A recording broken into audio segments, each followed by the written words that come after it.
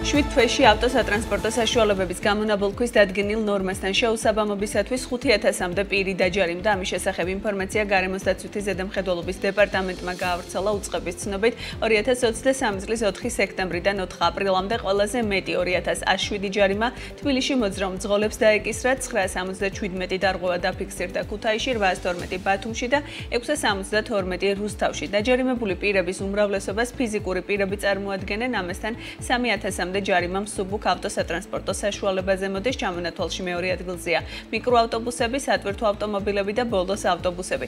ფიზიკური პირის შემთხვევაში საჯარიმო სანქცია პირველ ჯერზე 100 ლარით არის განსაზღვრული, მეორე ჯერზე 300 ლარი, ხოლო მესამე გამეორების შემთხვევაში მძღოლები უკვე 600 ლარით ჯარიმდებიან, რაც შეეხება იურიდიულ პირებს ჯარიმის მოცულობა 500-დან 3000 ლარამდე იზრდება. რა შედეგი გამოიღო კონტროლმა ტექინსპექტირების ნაწილში? ინფორმაციას ტექინსპექტირების ცენტრების კავშირის თავმჯდომარესთან გიორგი შიოლაშვილთან ერთად ვაგრძელებთ, რომელიც გვერდდება პირდაპირ ეთერში. დილომშვიდობის აბატონ გიორგი, მადლობა თქვენი დროისთვის.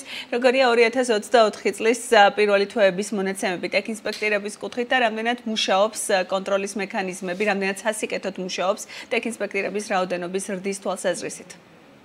მოგესალმებით თქვენს მაყურებელს. ესე იგი, წლევანდელ წესს თუ ავიღებთ და შევადარებთ ანალოგიურ პერიოდს 2023 წლისაც, ჩვენ დაახლოებით 12-დან 14%-მდე გვაქვს მატება ტექინსპექტირების სექტორში მიმართვიანობის კუთხით.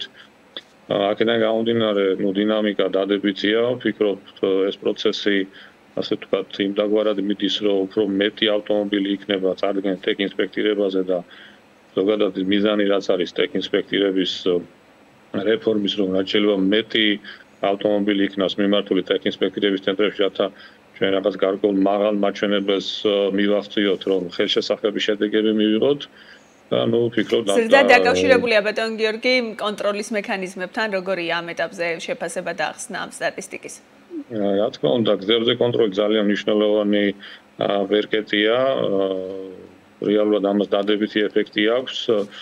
ვფიქრობ, ეს პროცესი უნდა გაგრძელდეს და უფრო უნდა გააქტიურდეს და ალბათ საბოლოო ჯამში მთელი ქვეყანას უნდა იქნას მოცული ამ პროცესით.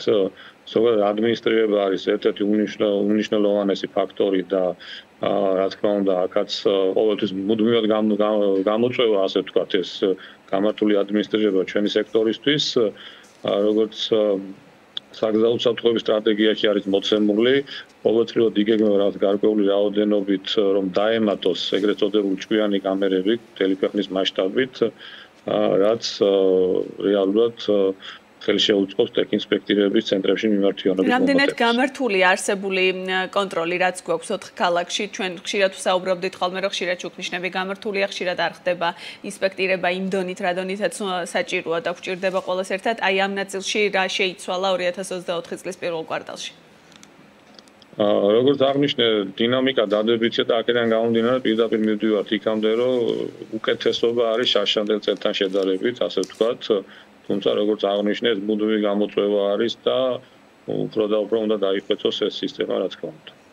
რამდენად მიმართვიანობა იზრდება მხოლოდ დიდ ქალაქებში თუ მათ შორის რეგიონებშიც, პატარა ქალაქებშიც და ასე შემდეგ? აი ამ კუთხით როგორი გვაქვს სურათი და ხელმისაწვდომობის ნაწილში რა შედეგები გვაქვს მიმდინარე წლისთვის, იმიტომ რომ ესეც იყო ერთ-ერთი მთავარი გამოწვევა, როდესაც ტექინსპექტირების რაოდენობის ზრდაზე ვსაუბრობდით.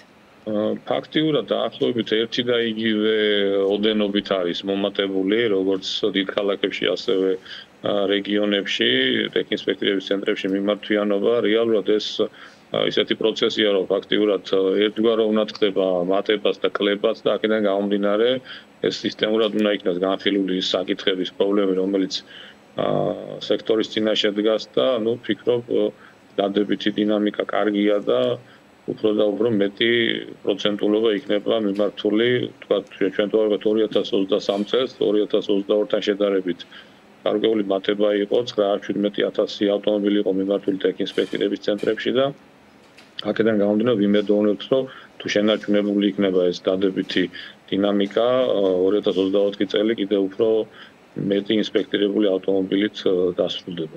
განმეორებითი ინსპექტირების ნაწილში როგორი გვაქვს სურათი?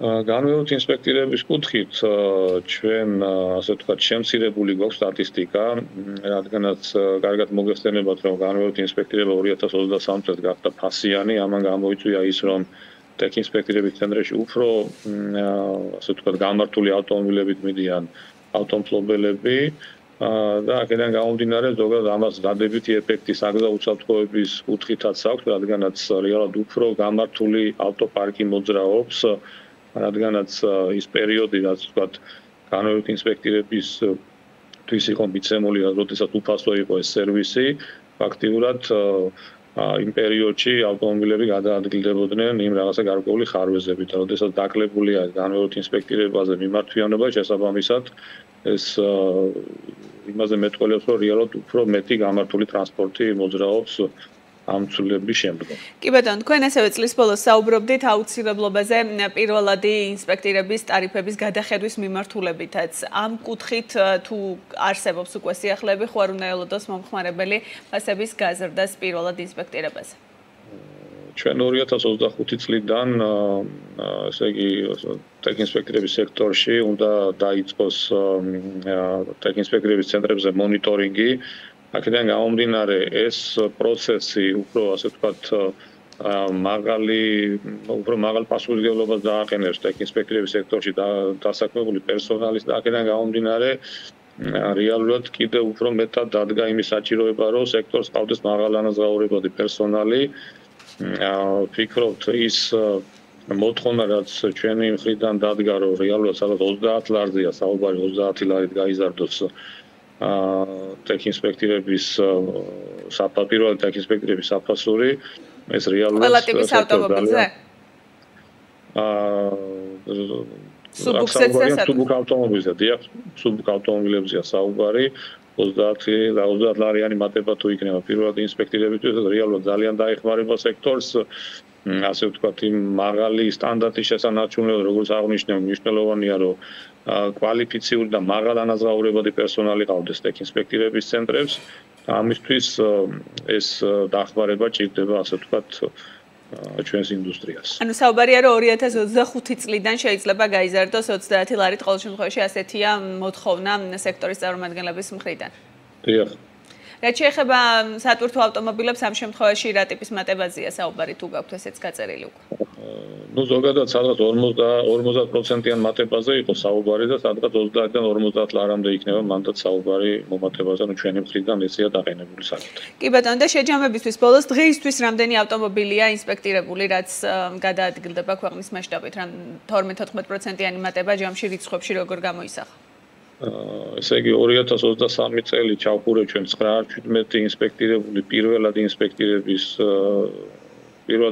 გულისხმობ ავტომობილით, ესე იგი შარშანის პერიოდში 17,000-ია საუბარი. 9-17,000 კი ბატონო 2023-ში და ანალოგიური პერიოდს თუ ავიღებთ 12-14%-იანი მატება გვაქვს 2024-ში და ნუ ამას კიდევ დავამუშავებთ ციფრებში და ზუსტად მომავალში მოგახსენებთ ამის თაობას. მადლობა ბატონ გიორგი ინფორმაციის განახლებისთვის. გიორგი შიოლაშვილი ტექინსპექტირების ცენტრების კავშირის თავმჯდომარე პასუხობდა საქმიანი დილის კითხვას.